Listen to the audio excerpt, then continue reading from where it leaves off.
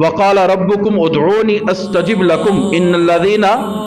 یستکبرون عن عبادتی سیدخلون جہنم داخرین۔ اللہ تعالیٰ فرماتے ہیں اے لوگو مجھ سے دعا مانگو، اے لوگو مجھ سے دعا مانگو، میں تمہاری دعا کو قبول کروں گا، اور جو لوگ تکبر کرتے ہیں ہماری عبادت سے اعراض کرتے ہیں، یعنی جو لوگ تکبر کی وجہ سے اللہ تعالیٰ سے دعا نہیں کرتے، ایسے لوگوں کے متعلق اللہ تعالیٰ نے فرمایا اللہ تعالیٰ ان کو رسوا کر کے جہنم کے اندر ڈالے گا، یہ جہنم کے اندر جلیں گے۔ امام قرطبی نے تفسیر قرطبی میں حضرت عبادہ بن صامت رضی اللہ تعالیٰ عنہ کا قول نقل کیا، حدیث نقل کی آپ صلی اللہ علیہ وسلم کی کہ آپ صلی اللہ علیہ وسلم نے فرمایا میری امت کو 3 ایسی چیزیں دی گئی ہیں جو سابقہ کسی امت کو نہیں دی گئی۔ پہلی چیز یہ کہ اللہ تعالیٰ نے صرف اس امت کو یہ فرمایا ادعونی استجب لکم، تم مجھے پکارو میں تمہاری پکار کا جواب دوں گا، تم مجھ سے دعا مانگو میں تمہاری دعا کو قبول کروں گا۔ پہلی بات یہ اس امت کے لیے مخصوص کی اللہ نے۔ دوسری بات اللہ تعالیٰ نے فرمایا کہ میں نے تمہارے دین کے اندر آسانی پیدا کر دی ہے، اس میں کسی قسم کی تنگی نہیں رکھی۔ پرانی شریعتوں کے اندر تنگی تھی، زکوٰۃ کسی نے دینی تھی، زکوٰۃ کی قبولیت کا معاملہ یہ ہوتا تھا آسمان سے آگ جب آ جاتی تھی اس زکوٰۃ کے مال کو جلا کر راکھ کر دیتی تھی، تب جا کر زکوٰۃ قبول ہوتی تھی۔ اسی طرح بدن کے اوپر ناپاکی لگ گئی، کپڑے کے اوپر ناپاکی لگ گئی تو اس حصے کو کاٹنا پڑتا تھا، لیکن اس شریعت کے اندر آسانیاں ہی آسانیاں اللہ تعالیٰ نے پیدا کر دی۔ اسی طرح تیسری چیز جو اس امت کے ساتھ اللہ تعالیٰ نے آسانی کا معاملہ فرمایا اور صرف اس امت کو دی، وہ یہ چیز ہے کہ پرانی امتوں میں جب نبی آتے تھے تو اپنے جو قومیں ہوتی تھی ان قوموں کے اوپر وہ گواہ ہوتے تھے کہ اللہ ہم ان کے پاس آئے اور ہم نے ان کے پاس تبلیغ کا کام پہنچایا، ان کے پاس ہم نے تیری توحید کا پیغام پہنچایا۔ تو انبیاء اپنی اپنی قوموں پر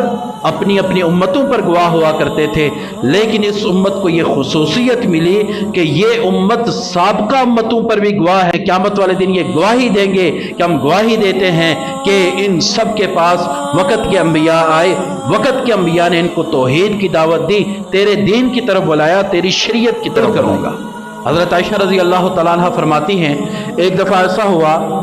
کہ بارش نہیں ہو رہی تھی، کافی قحط سالی کا دور چل رہا تھا، تو کچھ صحابہ حضور کے پاس آئے اور فرمانے لگے یا رسول اللہ بارش نہیں ہو رہی، آپ دعا کر لیں۔ تو جناب رسالت مآب صلی اللہ علیہ وآلہ وسلم نے فرمایا ٹھیک ہے، ایک دن کو متعین کر لیا کہ فلاں دن ہم فلاں جگہ جائیں گے باہر اور وہاں جا کر ہم کیا کریں گے، دعا مانگیں گے۔ چنانچہ وہ دن آیا، آپ صلی اللہ علیہ وسلم میدان کی طرف چلے اور جتنے بھی لوگ تھے صحابہ بھی میدان کی طرف چلے گئے، اور وہاں پر آپ صلی اللہ علیہ وسلم نے ممبر رکھوایا۔ ممبر رکھوانے کے بعد آپ صلی اللہ علیہ وسلم ممبر کے اوپر چڑھے۔ ممبر کے اوپر چڑھنے کے بعد آپ صلی اللہ علیہ وسلم نے خطبہ دیا۔ خطبے کے اندر آپ صلی اللہ علیہ وسلم فرمایا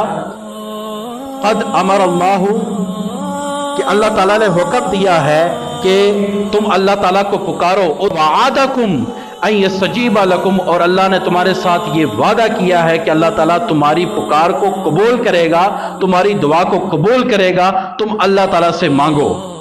یہ خطبے میں پڑھا، پھر اللہ تعالیٰ کی حمد و ثنا کے بعد ممبر سے نیچے اترے، نماز استسقاء پڑھی، اس کے بعد اللہ کے حبیب صلی اللہ علیہ وسلم نے ہاتھ اٹھائے اور دعا کرنے لگے۔ صحابہ کہتے ہیں کہ حضور علیہ الصلوۃ والسلام اس انہماک کے ساتھ دعا کر رہے تھے کہ آپ صلی اللہ علیہ وسلم کے ہاتھ بلند تھے، تھوڑی دیر بعد ہاتھ اور بلند ہوتے جا رہے تھے، حتیٰ کہ اتنے بلند ہوئے کہ یہ بغلوں کی سفیدی پیچھے سے نظر آنے لگی،